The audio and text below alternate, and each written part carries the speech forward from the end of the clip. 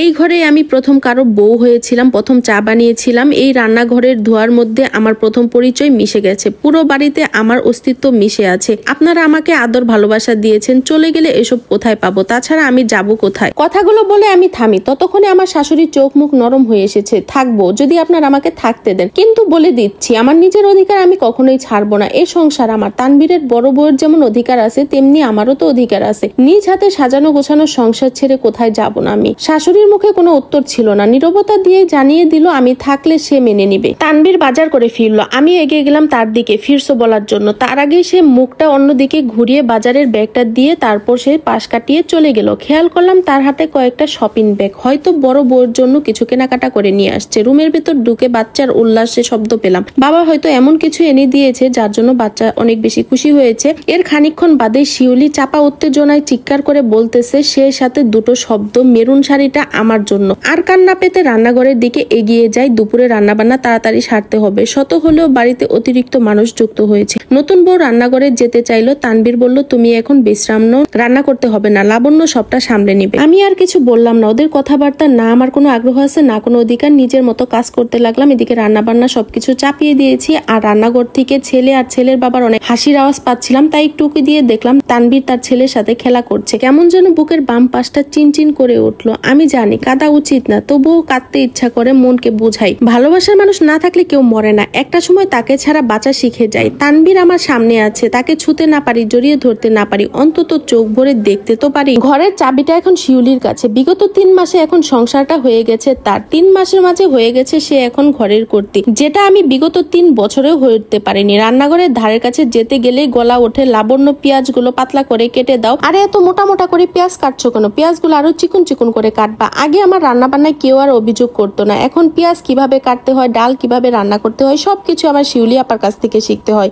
আপা বললাম কারণ শিউলি আপা আমার থেকে বয়সে 5 বছরের বড়। বাড়িতে যেদিন পাকাপোক্ত ভাবে সে এসেছে তারপরের দিন সে আমাকে বলে দিয়েছে আমি যাতে তাকে আপা বলে ডাকি। একে বয়সে বড়, তার উপর এ বাড়ির বউ সে। আমার ননদের কাছ থেকে একদিন সবকিছু জেনেছিলাম। কলেজে পড়ার সময় তানবীর আর শিউলির প্রেম ছিল। এ আবার যেন তেন প্রেম না, কলেজের সবাই জানতো, পুরো কলেজ জুড়েই সবাই জানতো শিউলি আর তানবীরের প্রেমের কাহিনী। শিক্ষক শিক্ষিকা সবাই, তারা একসাথে ক্লাস করতো, একসাথে ক্যান্টিনে বসতো, একে অপরের খাতা ভরে যেত ভালোবাসার শব্দে। তানবীর নাকি একবার কলেজের ম্যাগাজিনে শিউলিকে নিয়ে কবিতাও লিখেছিল, শিরোনাম ছিল আমার তুমি। তানবীর আর শিউলি একদিন সিদ্ধান্ত নেয় দুজনে একে অপরকে বিয়ে করে ফেলবে। তখন বাসায় এসে তার মাকে সবকিছু জানায়, বলে মা আমি একজনকে ভালোবাসি, ওর নাম শিউলি, আমি ওকে বিয়ে করতে চাই। কিন্তু শাশুড়ি তখন যেন আকাশ থেকে পড়ছিল। তার একটা স্বপ্ন ছিল, সে হচ্ছে তার ছেলের বোন নিজে পছন্দ করে আনবে, এমন একজনকে আনবে যে হবে রূপে গুণে একদম তার মনের মতো।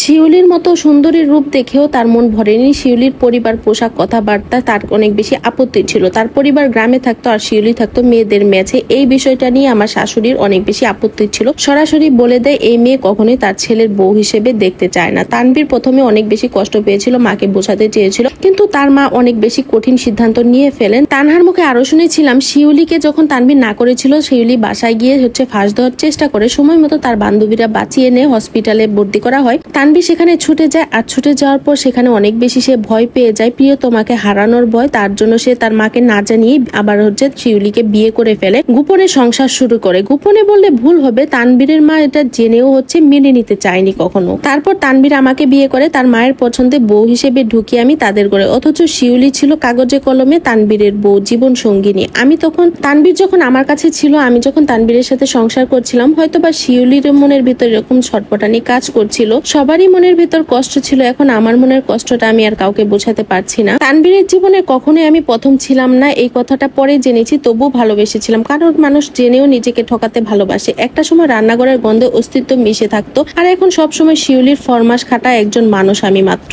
তানহা যার সাথে সারাক্ষণ গল্পে মেতে থাকতো, সে এখন কলেজে ফিরে সোজা শিউলির ঘরে ঢুকে। আমি রান্নাঘরের ছোট্ট স্টোর রুমে থাকি, কারণ তানহার নাকি পড়ার ডিস্টার্ব হয়। একটা সময় ছিল আমি তানহার সাথে সারাক্ষণ গল্প করতাম, গল্প করতে করতে দুজনে ঘুমিয়ে যেতাম। একটা সময় আমার পক্ষে ছিলেন শাশুড়ি মা। তানবীর কিছু বললে প্রতিবাদ করতেন। এখন শিউলির ছেলেকে কোলে নিয়ে সারাক্ষণ ঘুরে বেড়ায়, হাসেন খিলখিল করে। শিউলির ছেলে এখন আমার শাশুড়ির চোখের মনি। আমার দিকে কেউ একটু তাকিয়েও দেখে না, ঘরের বাতিল জিনিসের মতো আমি হয়ে গেছি। তানবীর তো আমাকে দেখলে চোখ ফিরিয়ে নেয় এবং কি মোবাইলে ঢুকে থাকে বা ছেলের সাথে সারাক্ষণ সময় দেয়। আমি পাশে দাঁড়ালে আমি যেন নেই এরকম একটা ভাব করে থাকে। আরো একটা বিষয় আমার প্রতিদিন ঘটে, শিউলি আমার সামনে তানবীরকে জড়িয়ে ধরে, হঠাৎ রান্নাঘরে বের হয়ে দেখি সোফায় শিউলি শিউলি কাঁধে হাত রেখে তানভীরের সাথে বসে আছে। এই সব কিছু ইচ্ছে করেই করে আমাকে বোঝাতে চায় এই ঘর এখন তার, তানভীর এখন শুধুমাত্র তার। একদিন সকালে তানভীর অফিসে যাবার সময় দরজায় দাঁড়িয়ে শিউলি তাকে আঁকড়ে ধরছিল। সে বলছিল আরেকটু থাকো না, যেতে দিতে ইচ্ছে করছে না। তানভীর হেসে বলল বাচ্চার দিকে খেয়াল রাখো, দুপুরে ফিরে আসবো। ওরা দুজনের এরকম খুনসুটি দেখে আমি কিছুদিন কিছু বলিনি, কারণ এখন আমি এই ঘরের একটা বাতিল মানুষ হয়ে গেছি। তানভীর কখন আমাকে একটু জিজ্ঞেস করে না তুমি খেয়েছো। মাঝে মাঝে রান্নাঘরের দিকে একটু চুপচাপ জানালার দিকে তাকিয়ে থাকে শিউলি।